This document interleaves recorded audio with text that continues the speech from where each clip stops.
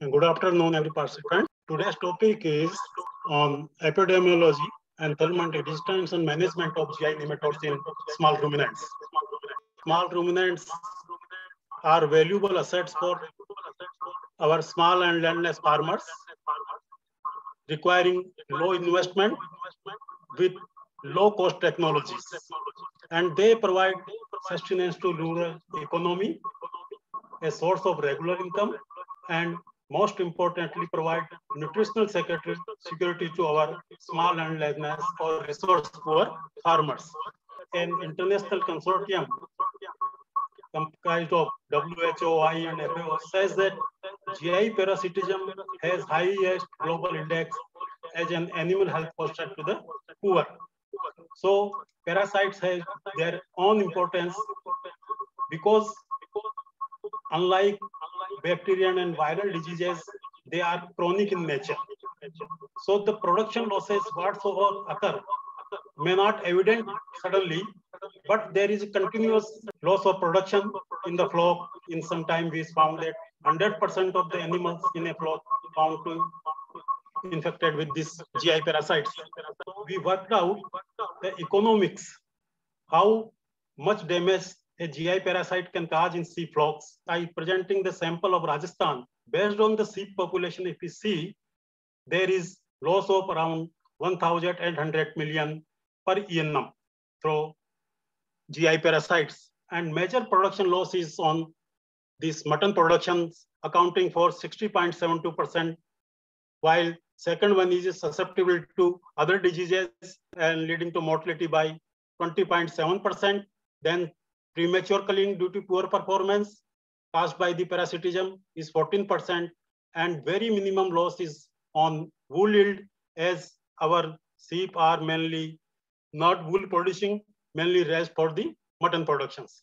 So a huge production loss occurred only due to this GI parasitism.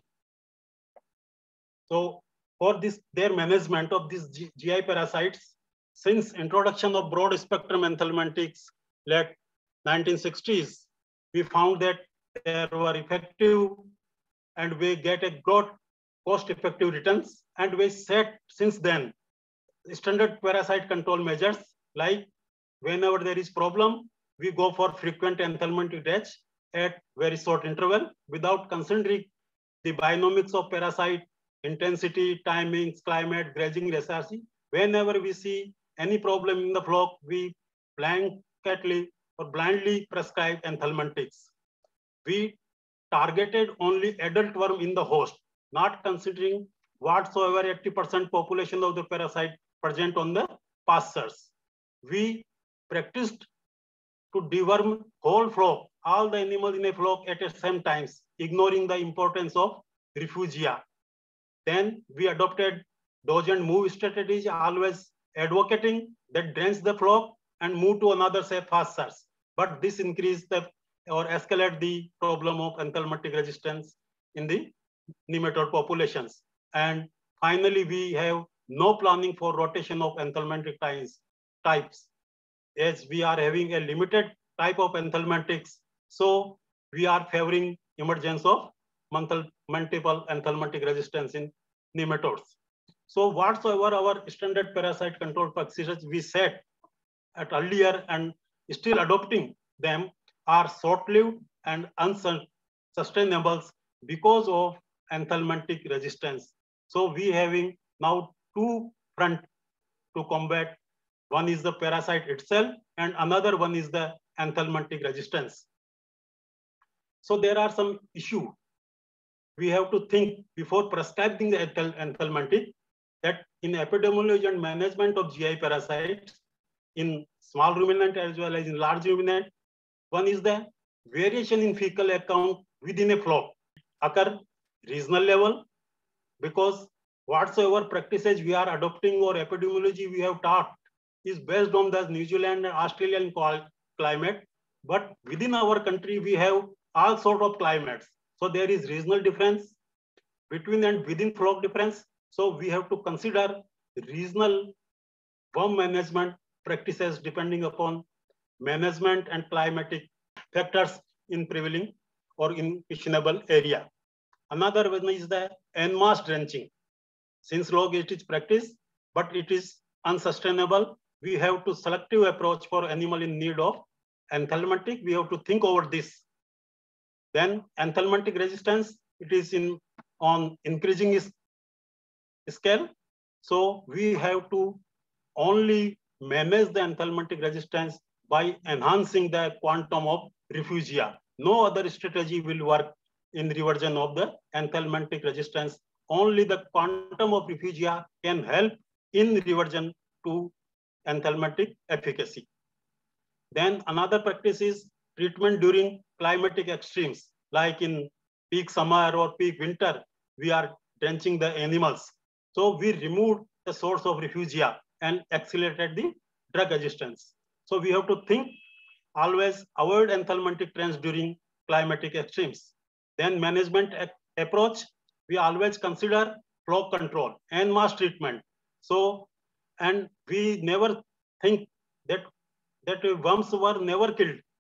We cannot eliminate by any means 100% of the worms from a flock. So we have to think that, or change our mind, that live with the worms.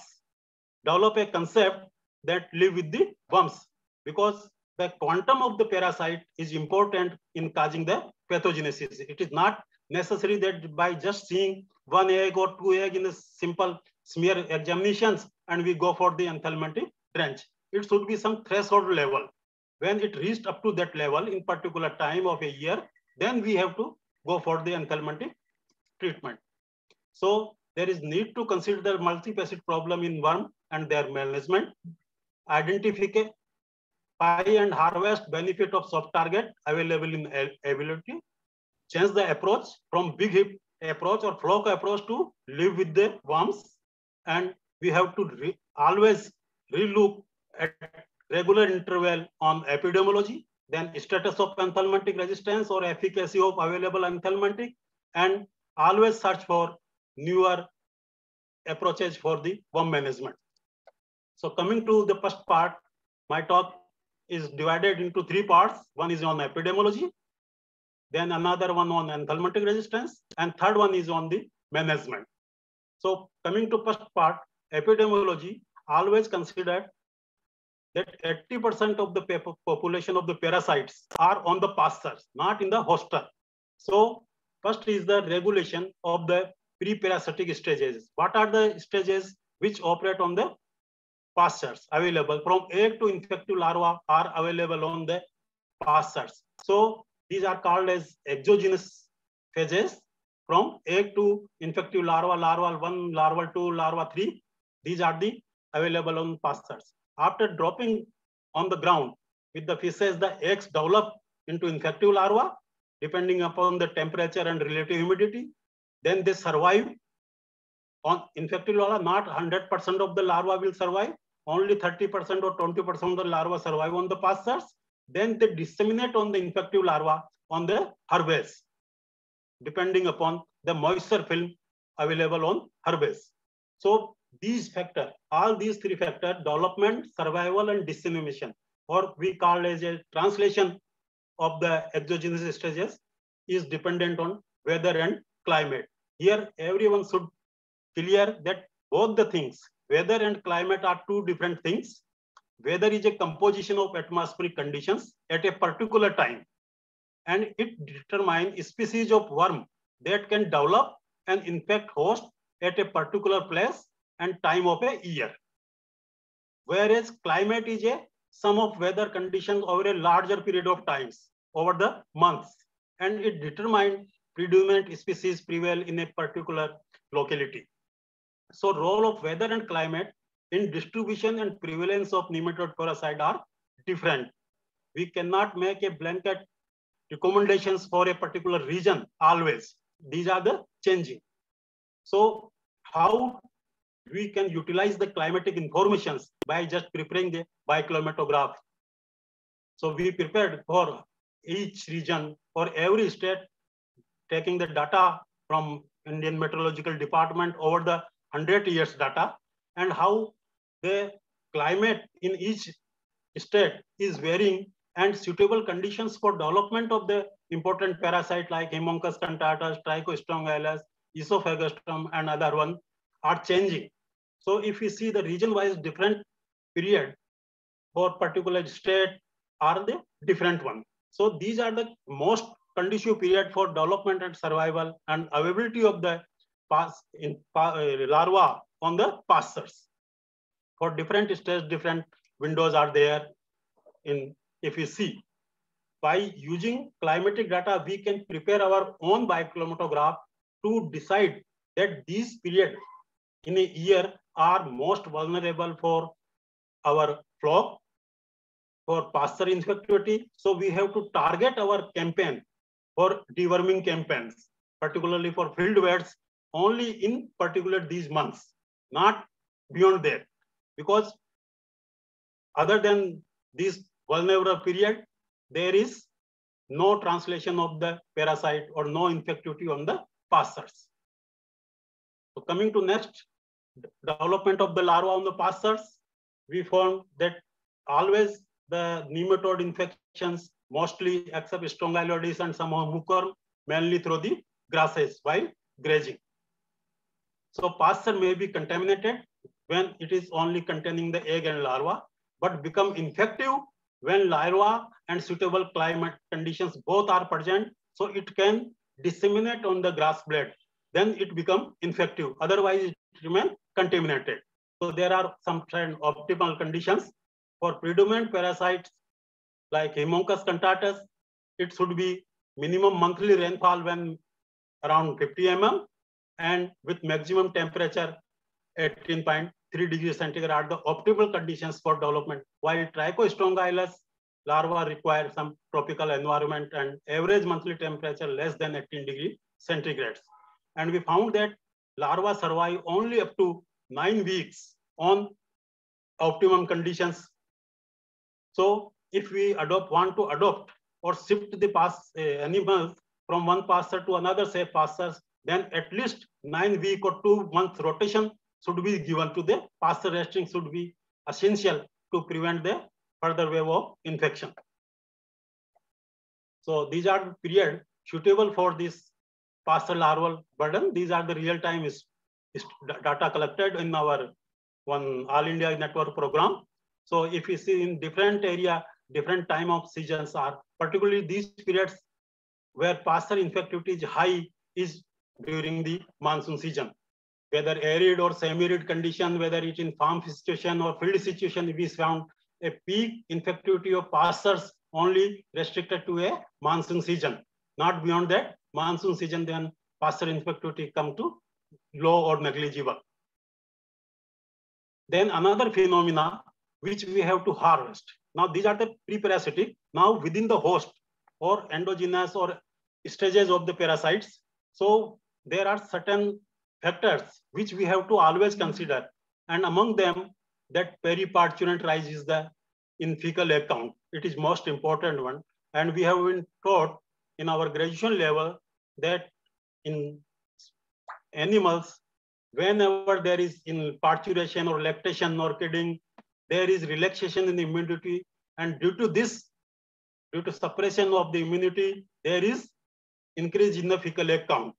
But it does not occur all-where.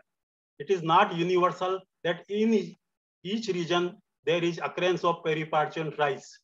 Like it is in India, it is reported in J&K, Himachal Pradesh, and NEH region.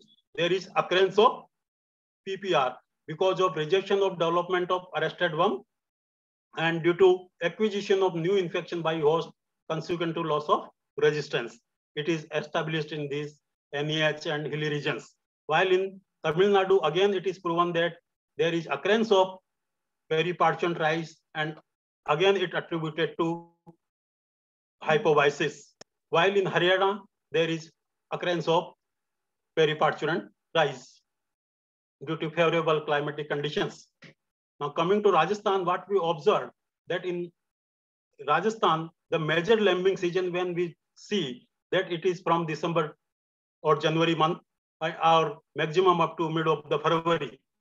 And we observed that during that period, after February or from November onward, there is no passer infectivity, even absence of passer in grazing area from December onward. So there is no rise in the periparturient rice, and all the worms remain whatsoever remain in the host as a hypobiotic. So we withdrawn this periparturient range given in the month of the March, and we found that it's effectively controlled or curtailed the enthelmintic in applications in a flow in a year.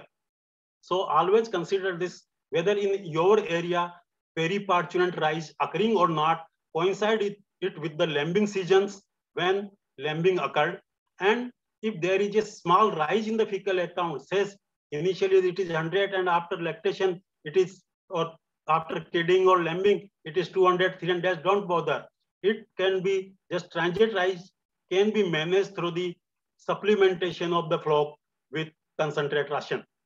Another phenomena, if you see, then it is a hypobiosis phenomena, and it is a just all we aware that what literally mean it is a temporary cessation in development of a nematode parasite at a precise point in its parasitic phase of development to survive its progeny. And in our country, it has been observed that this phenomena is seasonally induced, not immune mediated. It is seasonally induced, and it elicited by an external or environmental stimuluses like temperature, humidity, photoperiodicity, and it occurs always at the same time in a year, and it is similar to diapause in the spec. So this is the seasonal driven hypobiosis is prevalent in hypobiosis, and it has reported from NES region, however absent in Haryana, again occurred in Rajasthan, then in MP, and in Tamil Nadu. And this is the detailed study on how this regulation of the adult and hypobiotic larva in the parasite in sheep. If we see that number of proportion of the adult worm is just decreasing from September onward, and there is start increasing in the larval concentration after September, if you see. So this is a fork type graphical presentations. Whenever there is onset of winter unfavorable climate, then the larvae undergo hypobiosis, and they will re-emerge or restart their development just when animal come either under nutritional stress, walking stress, or some favorable environment comes, that is in pre-monsoon period in June, July, when animals are under stress and there is favorable climatic conditions for development, survival, and dissemination of the parasitic stages.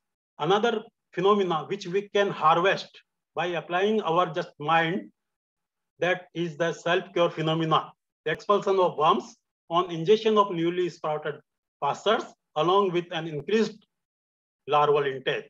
And if you see the monthly fecal account is like this.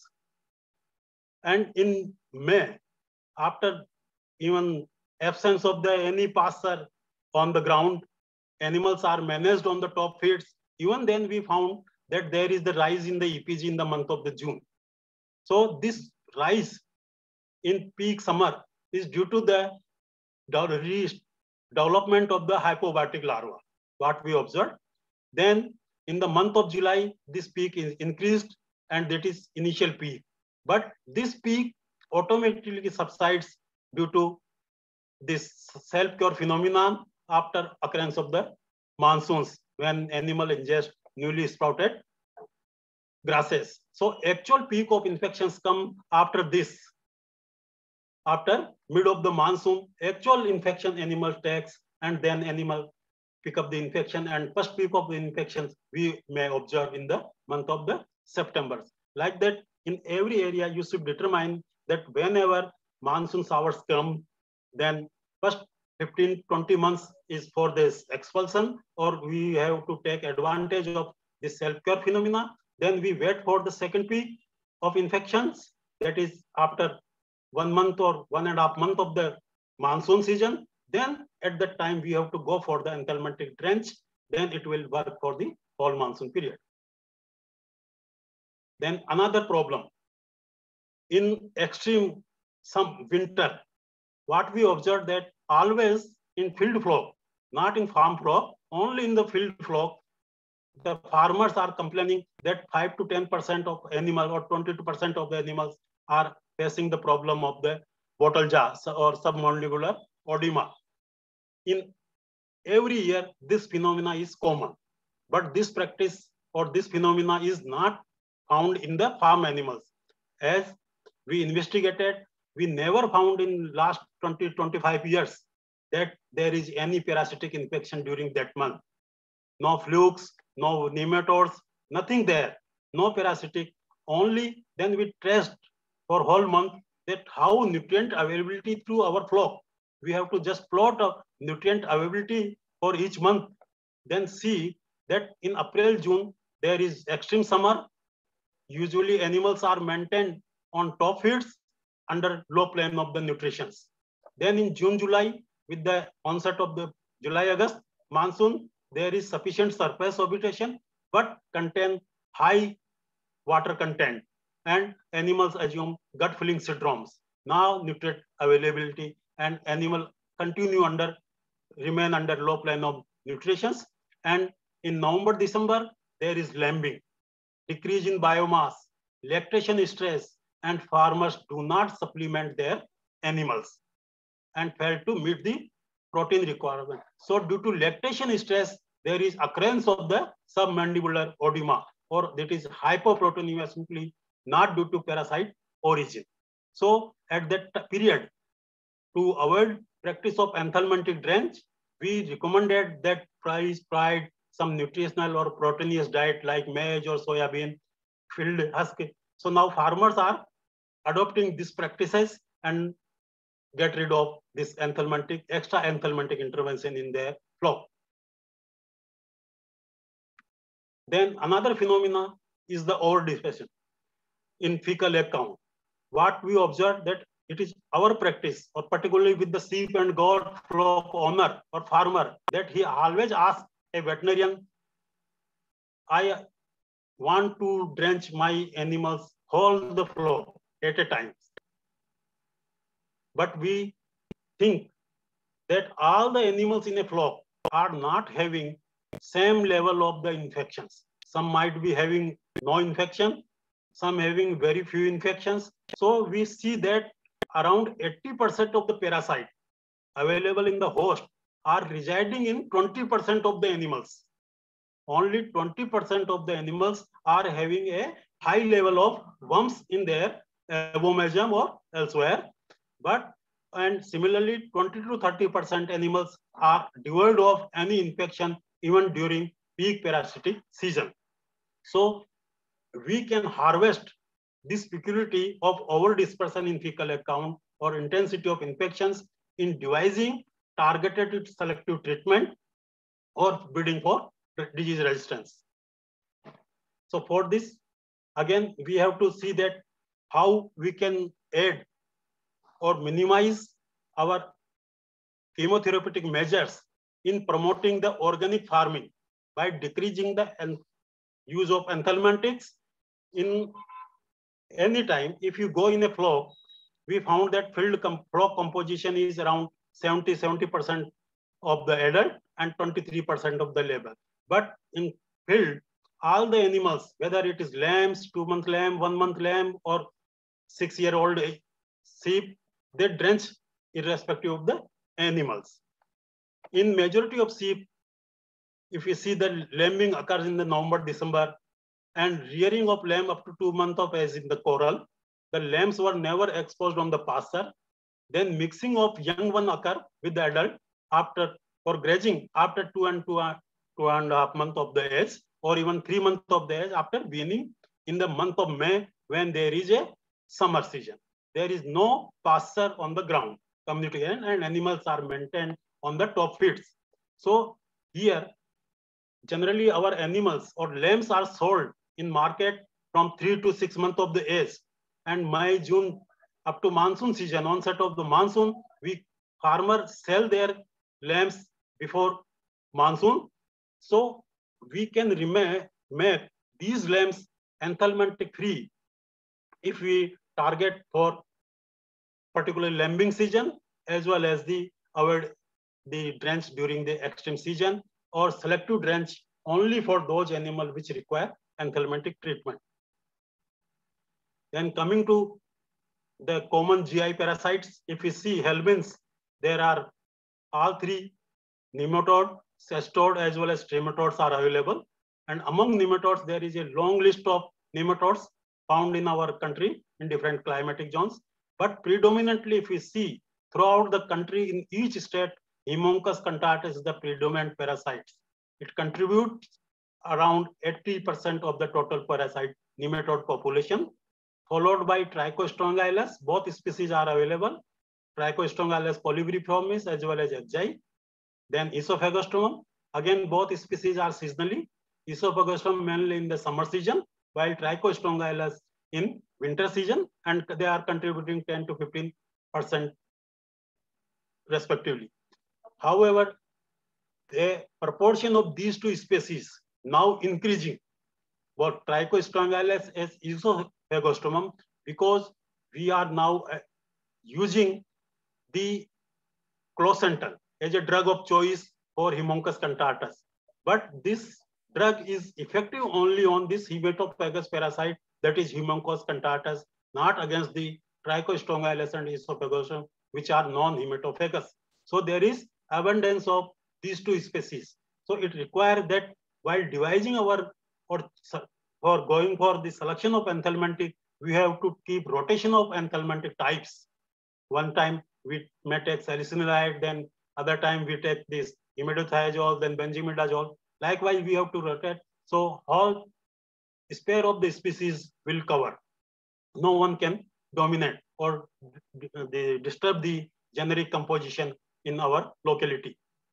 Among flukes, Fascioli, Gigantica, Paraphyton, and Cystosoma, all are prevalent. Then Monigia, all are aware, probably mostly in the kids and young lambs is problematic. So coming to epidemiology parsonage, different state, if you see in Jammu and Kashmir, annual prevalence of GI parasites is varying from 50 or 60 to 94%, higher in the field conditions than farm, having seasonal variation as well as latitude variations also. The intensity of infection is, or incidence pattern is quite low in high altitude regions. Similar finding is in Himachal Pradesh as well as in Uttarakhand. If you see that how geographically and the altitude wise, or management wise, the incidence vary. But this incidence carries no meaning in management of the worms. If you find a single eggs in a feces, it is become positive. If you find 100 of the eggs, it is again called positive. Incidence is same. So always consider the intensity of the infections. In northeastern region, again, there is variation. Maximum incidence is found in the summer or in monsoon season, while lowest in the winter season. And again, there is the difference in the latitude, how it varies from 18 to 75% when we come from top to down. Then instant intensity, again reached maximum up to 3,525. And there is occurrence of hypoviasis and spring rise phenomena. Then coming to West Bengal, Bihar, and Jharkhand, Odisha, almost similar pattern. We find always more than 60% incidence, but intensity vary. Then northern plains, UP, Haryana, Punjab. Likewise in Rajasthan, a single peak of infection, particularly during monsoon season, whether it is farm condition or field condition, or in arid or semi-arid. Then in central India, in MP, again, there is regional variation. Then in southern region, mainly prevalent during southwest monsoon, with maximum incidence and intensity, and minimum during summer. Hypoviasis present. And in Adra, if you see the annual prevalence is reported more than 80% with distinct seasonal variability and highest during the winter season. So this is the one part of the epidemiology. And here we have to just think over the weaknesses or the phenomena available for our benefit, like overdispersion, periparturient rise, hypobiosis, self-cure phenomena, and nutritional level we have to consider. So coming to chemotherapeutic management, the enthelmintics is the sole weapon to manage the enthelmintic in the livestock. So we use enthelmintic in two forms, either as a curative as well as preventive. Curative, when any morbid case come to us in our hospital, then we generally give enthelmintics based on the symptoms whenever there is symptom of gastrointestinal nematodes. But at that time, production losses already have occurred, and appearance of symptom will often coincide with the presence of large population of the infective larvae of the pasture. So we expect immediate post-treatment reinfections during the time of curative treatment. So while preventive treatments are aimed to reduce the contamination of the pasture, the rate of infection of sheep over some period in future, and timing of treatment is based on knowledge of epidemiology with reference to agroclimatic conditions. So there are different types of enthelmintic. Mainly we classify them as a broad spectrum as well as endospectrum. Here I would like to stress that please always consider only enthelmintic types, not the enthelmintic name. Enthelmintic types you should consider, and we are having very limited class of enthelmintics. One is the benzimidazole, another one is the imidazole, third one is the macrocyclic lactone, and fourth one is the salicylinide group. These are commonly available in the market nowadays. So here benzimidazole means if resistance, because all the type of the benzimidazole, whether it is L-bendazole, tribendazole, N-bendazole, mebendazole, or other bendazole, they all act in a similar mode of action. So they are grouped in a one group, that is benzimidazole, and for purpose of enthelmintic resistance or for treatment purpose, they will always consider one. It is not appropriate just taking the L-bendazole 1 year, then shifting to fenbendazole 2nd year, then 3rd year to mebendazole, then again shifting to L-bendazole. That will not serve your the purpose. You are not rotating the enthelmintic, but you are using similar enthelmintic type every year. So here be clear that only 4 available enthelmintic types are benzimidazole, imidazole, tetrahydropyrimidine, and macrocyclic lactone. So different mode of action are there. The salicylinide group is available, that is Closental, and it is though it is said that it is a broad spectrum ectoendoparasite, but it is broad spectrum in the terms that it acts on the blood-sucking parasite, whether it is internal parasite or external parasite. But in actual term, it is not a broad spectrum enthelmintic.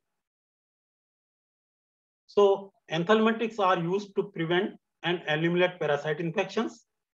Use of enthelmintic in flock, we never eliminate it from our management studies.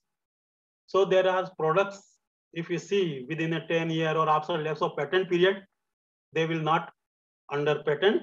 So they easily made available at a lower cost. Major component of prescription by vet, and farmer frequently buy the enthelmintic without taking on thinking on this justified control programs. So all these factors lead to failure in satisfactory control of GI parasitism.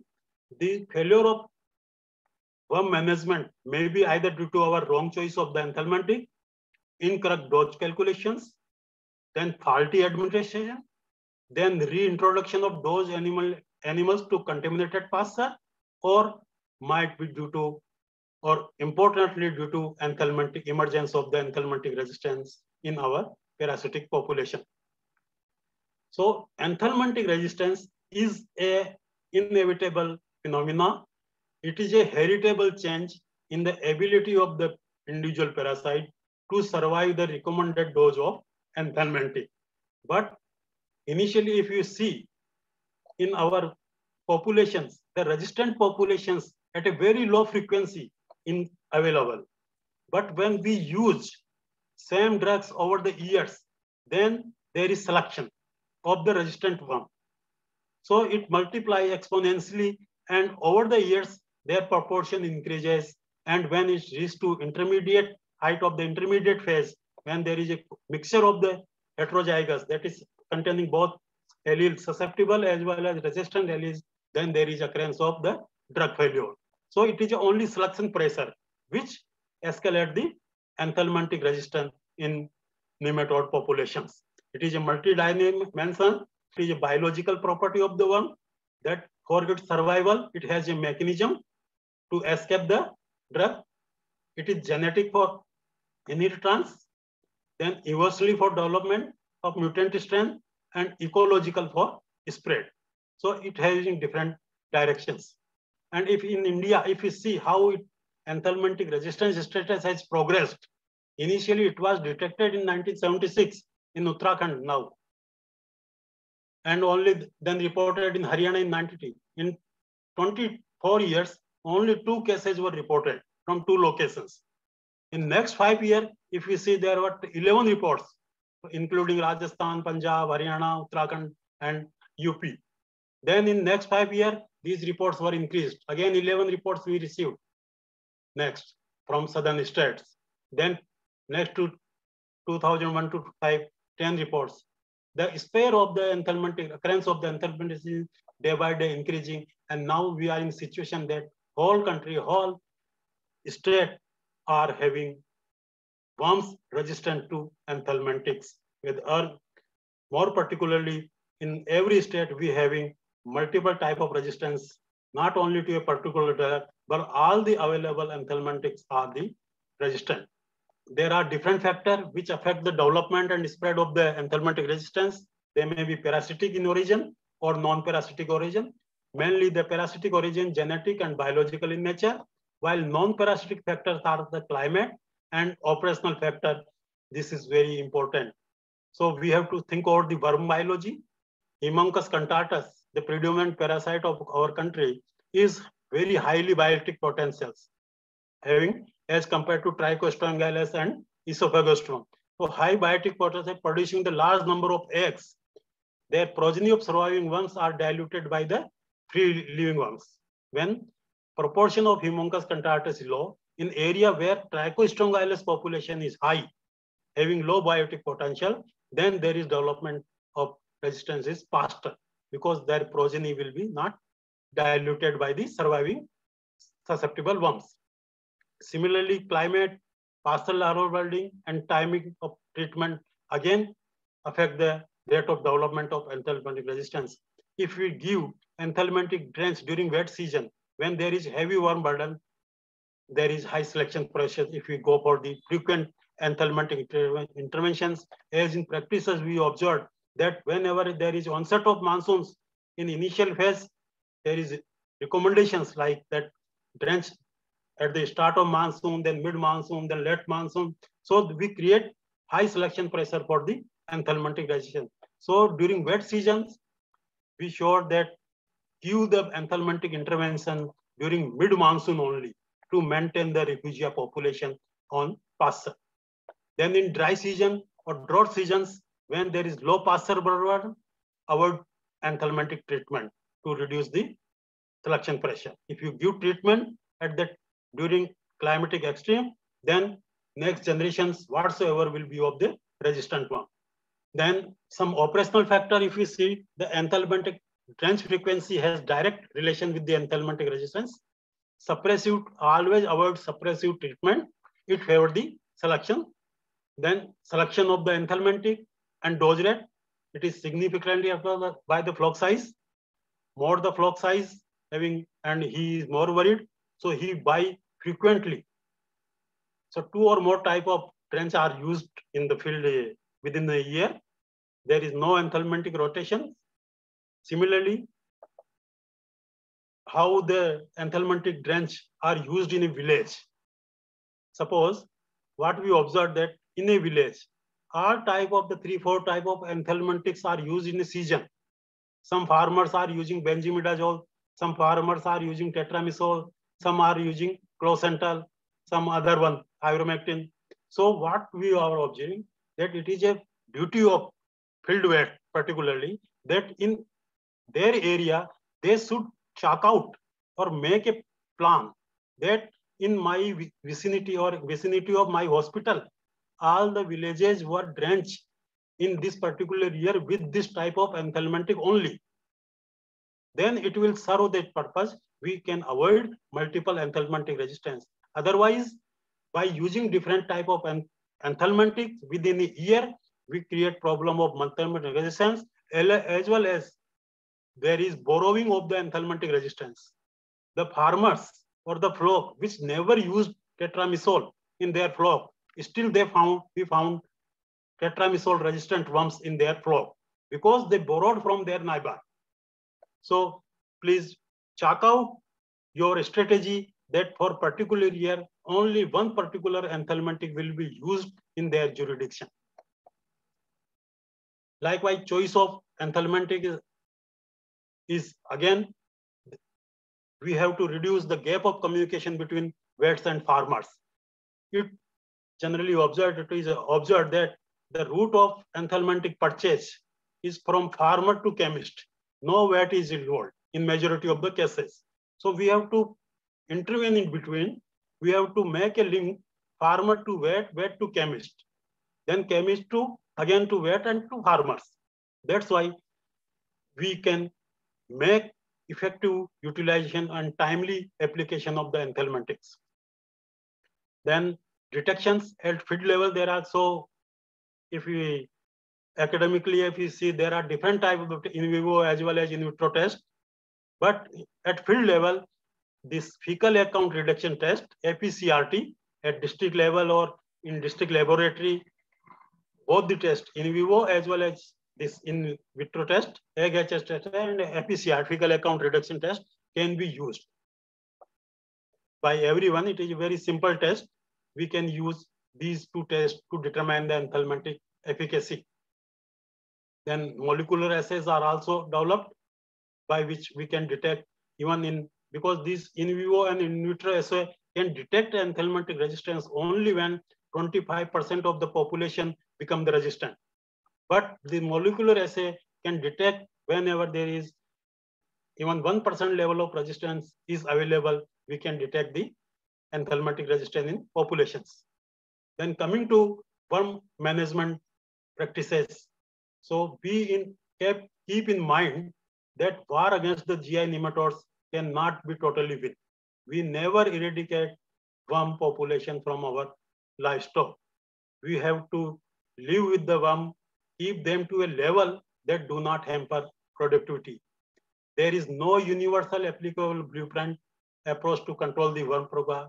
Never prescribe enthelmentic as a ready-made recipe. Always try to interrupt the life cycle of parasite by evolving and incorporating epidemiological based intervention. Not only target adult parasite in host, but target 80% population of parasite in the environment. Use refugia based strategies, enthelmentic based strategies, and non-chemical strategies.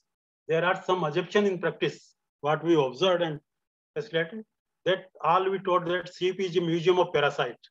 However, though I has agreed that CP is museum of parasite, harming a large type of parasite, but out of them, only few parasites are of economic significance.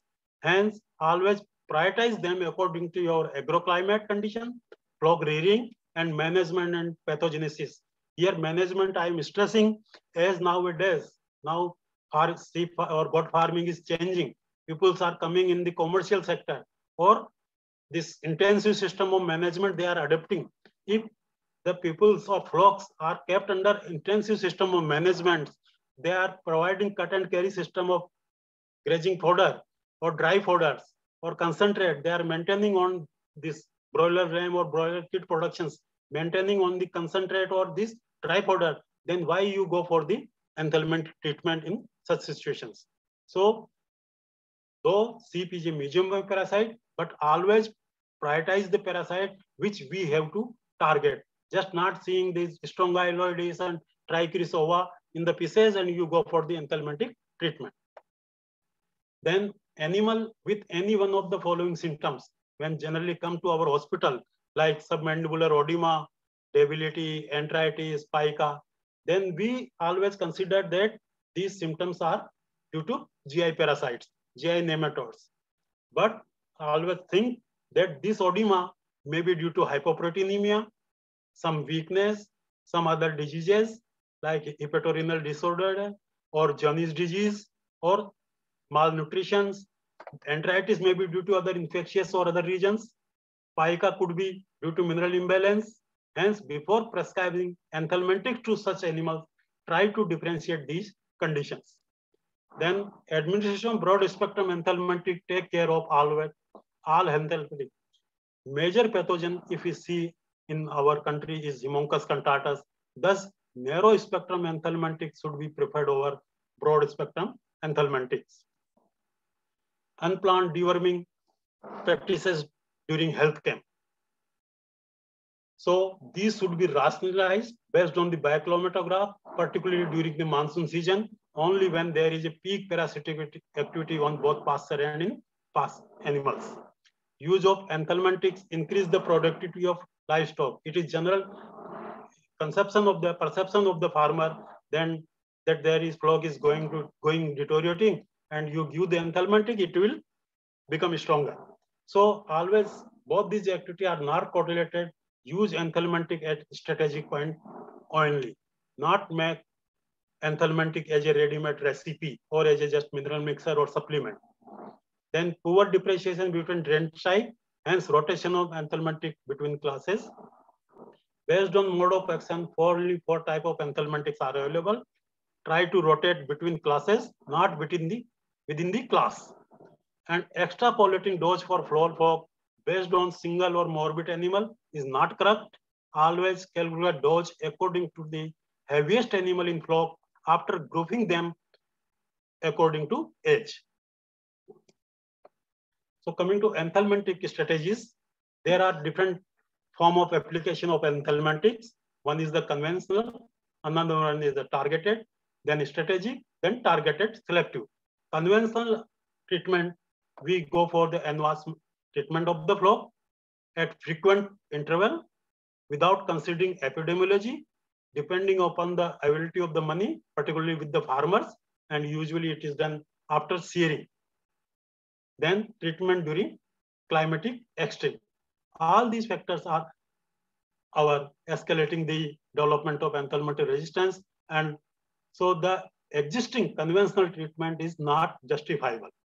Strategic treatment, here again we go for mass drenching of the flock, but based on the historical knowledge of the parasite epidemiology, not real time or actual epidemiology, only historical knowledge of parasite epidemiology, what we have been taught in our graduate level, depending upon agroclimatic condition and management conditions of other countries that drench the flock in pre-monsoon, monsoon, post-monsoon, and around lambing, at least 4 drench per year.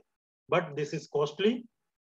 There is gradual decline in drug efficiency, high selection pressure for anthelmintic resistance, and quite reduction in the quantum of diffusia.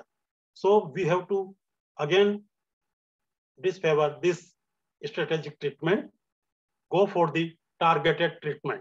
Here, en-masse treatment is again advocated, but at appropriate time to maintain the refugia, minimize pasture contamination with resistant worm, increase the interval between treatment, opportunities for susceptible worms to establish on pastures. That's why we are shifting the anthelmintic treatment from onset of monsoon to mid of the monsoon, just to give opportunity to susceptible worm to establish on the pastures. Then reduce the risk of heterozygous mating and reproducing homozygous resistant offspring. This strategy has implemented successfully in our state now, and we are in my next slides, I will show that how this strategy helped us in reversion of susceptible to benzimidazole groups. Then another one is the targeted selective treatment based on the overdispersion phenomena. By harvesting the benefits of the overdispersion in fecal account, we devise our own indigenous based on the FAMACHA system. We develop our own eye color chart. And whenever we always in monsoon season, we screen our whole flock at monthly interval. And whenever we find that animals, whatsoever animals is come in category 4, then we drench at that time. Only every month, if we see, then you see that over the months from July to March, only not more than 2% of the animals were drenched per month. And over the years, we reduce the drench frequency from 100 to only 0.2. Only 20% of the animals were drenched. And this chart is found around 93% efficacy, that we are detecting correct animals which require anthelmintic treatment during peak parasitic season. Then we have to adopt some smart practices while prescribing anthelmintic that avoid wrong choice of the anthelmintic. Suppose in your area, Trichostonga ls or Esophagostomum is predominant in particular time, then don't go for the Clocentum. If Haemonchus is predominant, then select that drug. Like, identify effective anthelmintic type in area at least annually or or twice a year. At district level, laboratory should conduct efficacy trial for different anthelmintics, so that particular anthelmintic can be propagated in particular area. Then proper dose calculations based on maximum body weight in similar age group.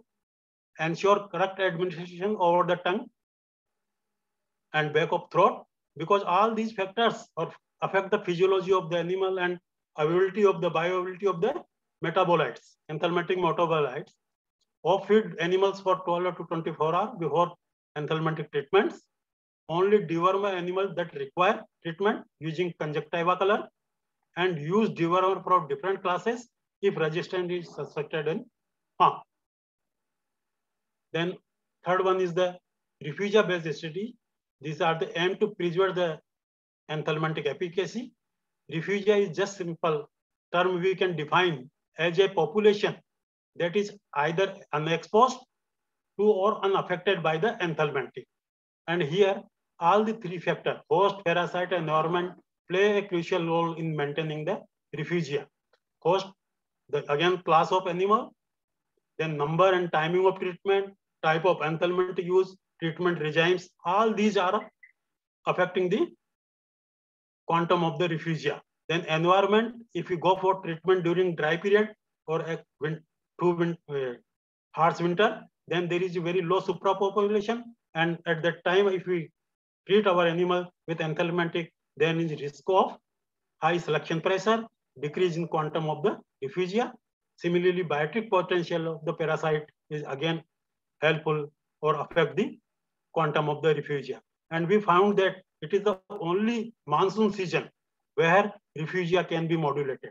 We can increase just by shifting the anthelmintic treatment from start of monsoon to mid to monsoon. We can increase size of refugia. These are the example how this community dilution, that is allowing animals with susceptible worms in a farm premises to contaminate our pasture where already resistant worms are existing. And one success story is in our state government farm in Rajasthan, where we detected in 1998 the resistance to benzimidazole and levamisole. Then we withdraw both the anthelmintics. We reduce the drench frequency, but still after 8 years, we find that efficacy not improved too much. Then in 2008, we removed that animals, and as per state government policy, they introduced the native animals like Marwadi, Nali Chokla, and stationed in different places. And these flocks were having non-susceptible worms in their abomage populations. So we not drench these animals in quarantine period. We allow them to mix or graze over contaminated pastures.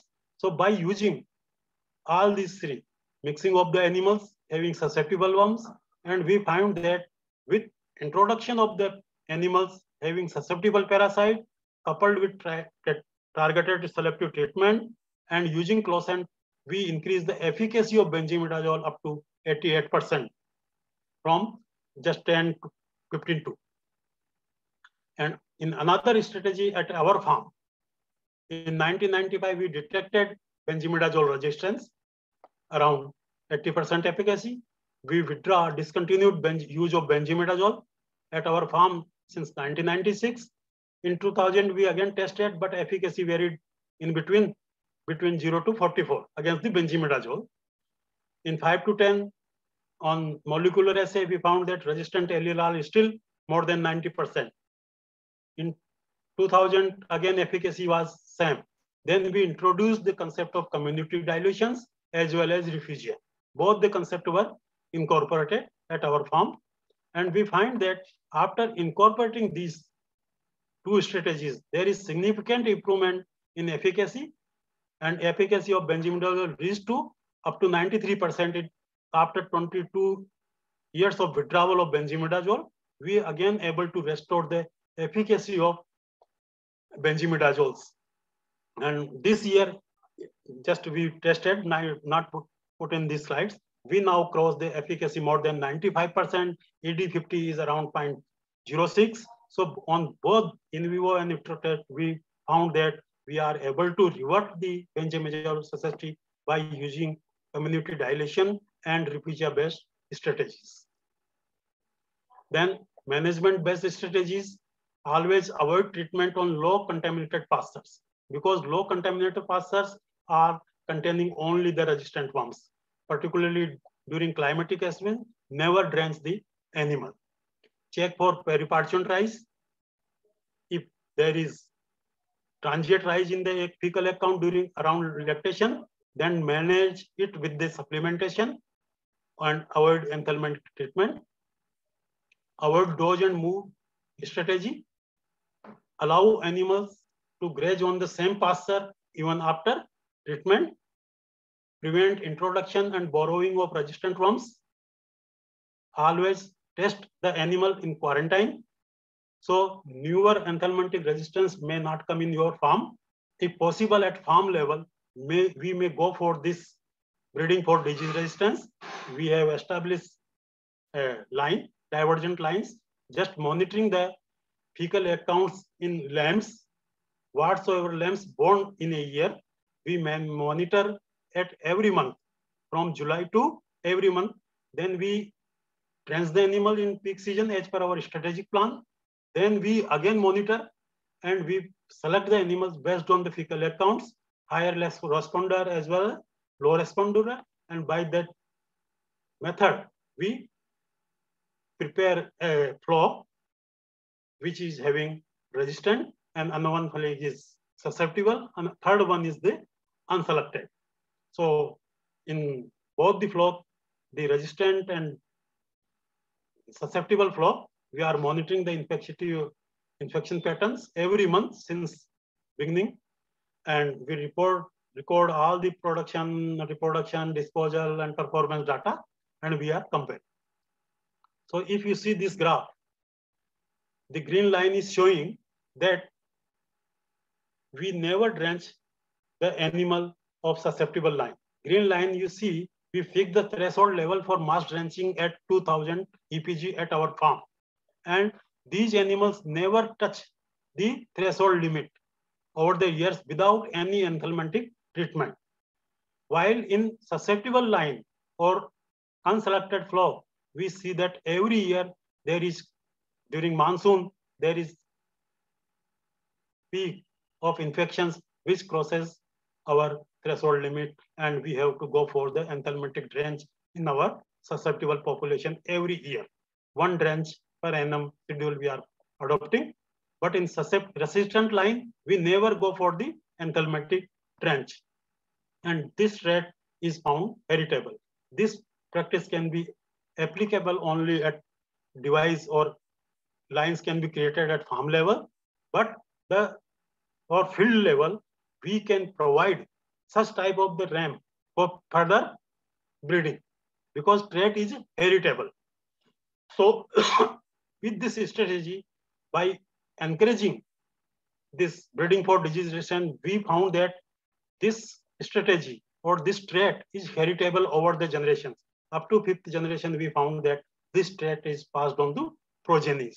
And the the major advantage of this technology is over the years, we found that we reduced our pasture contamination rate by more than 30% during peak parasitism season. So ultimate aim is the reduce pasture contamination level and reduce the use of anthelmintic requirement. Then some bioactive plant-based, among them tannin is the most promising condensed tannin. If you having the tanniferous plant or forages, then propagate that at least 5 to 10% level of their dry matter intake should be from tanniferous feed. It will effective against egg as well as larva and adult parasite. Then some managemental, this grazing management. So we said drenching is not a substitute for good feeding. There is no better anthelmintic than good quality grass. Provide always low risk pasture for the most susceptible sheep with the aim to provide better nutrition at the same time. Rotational grazing, it is always practiced by the farmers. He is shifting his clothes from one place to other place.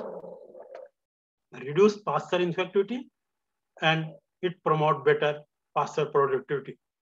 Dose and move on safe pasture, avoid this one.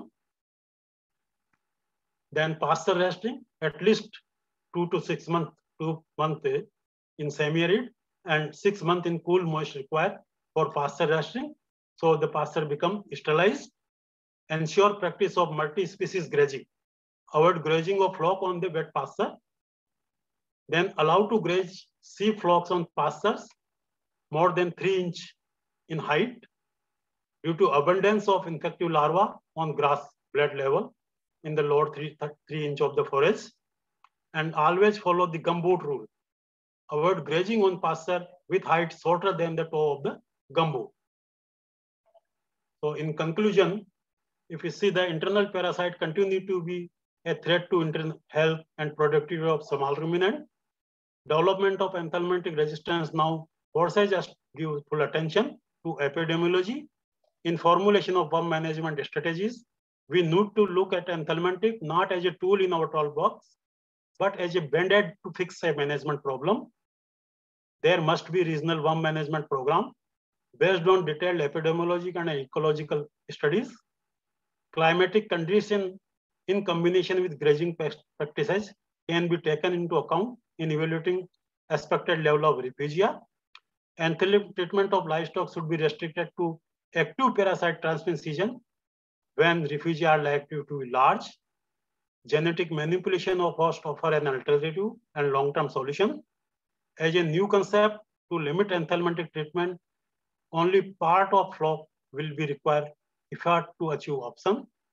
And in ever-changing scenario of dynamics of parasite epidemiology, more attention and research is required for a thorough quantitative discipline of stongial larva bionomics and better understanding of their epidemiology on regional basis. With this, I thanks all the participants